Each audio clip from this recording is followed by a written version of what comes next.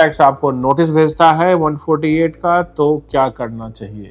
अगर आप प्रॉपर्टी का सेल परचेज कर रहे हो, हाई वैल्यू ट्रांजैक्शन कर रहे हो, या जीएसटी में आपका कोई इन्वेस्टिगेशन चल रहा है, 148 का नोटिस आने के बाद क्या करना है? प्रॉपर्टी पे जो स्टैम्प ड्यूटी है, सर्किल रेट है, उसको चेक करके सर्किल रेट से ऊपर लेना चाहिए, नहीं तो वहां भी आपके इनकम में एडिशन होगा, पेनल्टी लगेगी।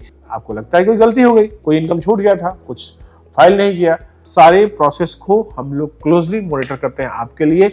आपके पास कोई भी ऐसा नोटिस आया है? नमस्कार साथियों, आप देख रहे हैं कॉर्बी चैनल। आज का जो टॉपिक है वो है सबसे फेमस आज के समय का सेक्शन 148 का नोटिस।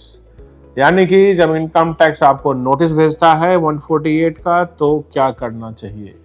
सेक्शन 148 का नोटिस आज के समय में, अगर आप प्रॉपर्टी का सेल परचेज कर रहे हो, हाई वैल्यू ट्रांजैक्शन कर रहे हो, या जीएसटी में आपका कोई इन्वेस्टिगेशन चल रहा है, तो ये मान के चलो कि आपको सेक्शन 148 का नोटिस आएगा। अब सवाल उठता है 148 का नोटिस आने के बाद क्या करना है? एकदम प्रिसाइज रिप्लाई करनी है। जो इनकम टैक्स डिपार्टमेंट पूछ रहा है उसी कंटेनमेंट में, उसी मोड में रिप्लाई करनी है। डिपार्टमेंट पूछ रहा है कि भाई 50 लाख रुपए आपके अकाउंट में अनएक्सप्लेन्ड क्रेडिट है, तो पैसा आपका कहां से आया है, सोर्स ऑफ इनकम क्या है, लोन है तो लोन देने वाले का एलिजिबिलिटी था कि नहीं, नहीं तो आपका एडिशन हो जाएगा।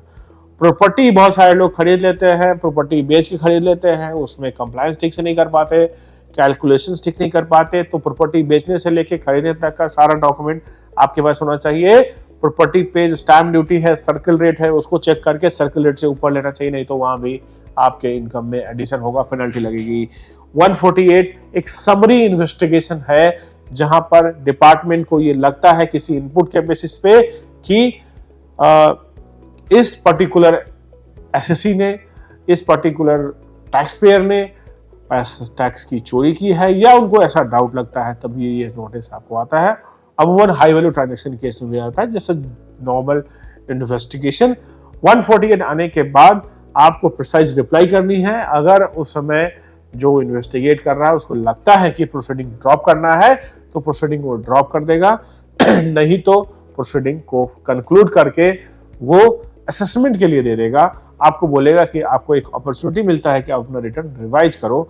अगर आपको लगता है कोई गलती हो गई, कोई इनकम छूट गया था, कुछ फाइल नहीं किया, या इनकम रिटर्न, टैक्स रिटर्न ही फाइल नहीं किया था, घर खरीद लिया, ऐसे कई सारे कंपोनेंट है, हाई वैल्यू ट्रांजैक्शंस कर ली, तो 148 का नोटिस आने के बाद आप रिटर्न रिवाइज करिए। फॉर्म आईटीआर, जो भी आईटीआर फाइल करते हैं उसमें आप सेक्शन देखेंगे तो 148 का उसमें सेक्शन आता है, उसको सिलेक्ट करके आप रिटर्न फाइल कर दो, आपका असेसमेंट होगा। उसके बाद प्रोसीडिंग शुरू हो जाएगी। प्रोसीडिंग्स में आपके एक एक फैक्ट जो नोट किया है उन्होंने, उस पे जो कंक्लूजन उन्होंने दी है समरी ऑर्डर में, उसको देख करके वो काम होगा। बहुत ही सेंसिटिव है, बहुत ही स्ट्रैटेजिकली इसको देखना पड़ता है कि डिपार्टमेंट का रिक्वायरमेंट क्या है, केस लॉ क्या है, केस स्टडी क्या है। हम लोगों ने बहुत सारे केसेस सॉल्व किए सेक्शन 148 के, जिसमें हाई वैल्यू ट्रांजैक्शन थे, प्रॉपर्टी सेल था, शेयर्स परचेज सेल का ट्रांजैक्शन हो सकता है, क्रिप्टो करेंसी हो सकते हैं, क्रिप्टो करेंसी का आपका इनकम हो सकता है। तो इन सब सारे प्रोसेस को हम लोग क्लोजली मॉनिटर करते हैं आपके लिए। आपके पास कोई भी ऐसा नोटिस आया है आपके ग्रुप में, आपके जानने वाले का, हो सकता है आपके सीए काम कर रहे हो, हमारी टीम से आप उसको रिव्यू करवा सकते हो कि आपका जो रिप्लाई जा रहा है डिपार्टमेंट को वो सही है, as per law, as per fact. वो काम हम आपको करके दे देंगे। चैनल पे सब्सक्राइब कीजिए, चैनल पे पहली बार आए हैं तो बेल आइकन को दबाइए, चैनल पे कमेंट कीजिए। कोई भी सवाल आपको इनकम टैक्स से रिलेटेड कुछ भी है तो आप कमेंट कर सकते हैं, हम आपको बेस्ट टू बेस्ट कंसल्टेंसी आपको देंगे।